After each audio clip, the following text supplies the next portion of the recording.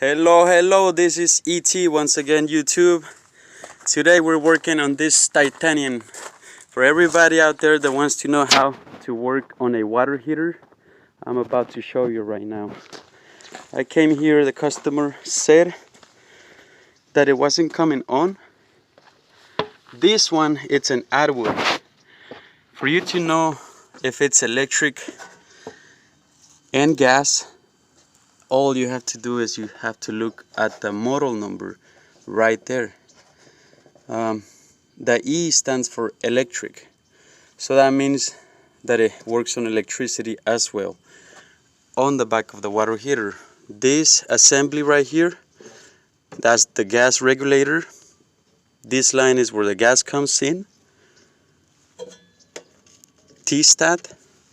So when you turn on the switch on the inside, it sends the signal over to the motherboard.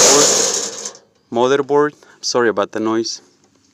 Then it comes back into the T-stat and makes the circuit, opens up the bulb, and once the gas is flowing through, the sparker makes a little spark in there, and the flame comes on like magic.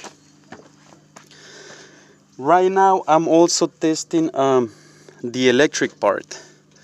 I have everything opened in the inside and I'm about to show you. And the gas part is working just fine. What I'm doing right now is diagnosing the electrical part.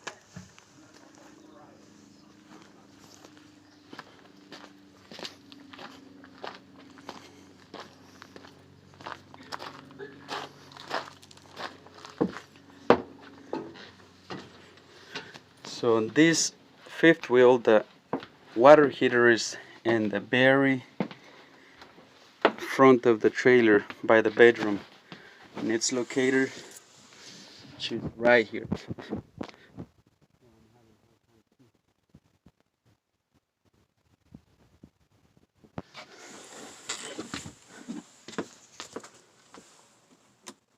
Okay, that works.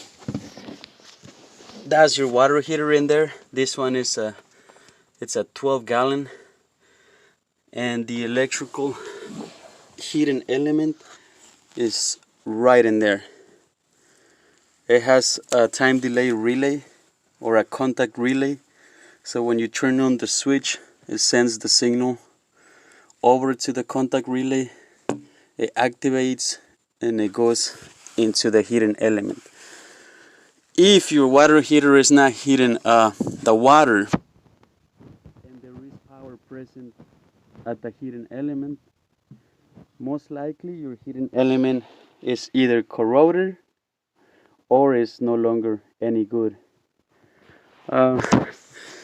Some of them actually break in two and some don't, and you might think that it's still good, but it's not. What happens is that the circuit is not going all the way around, or is not producing the watts that it needs to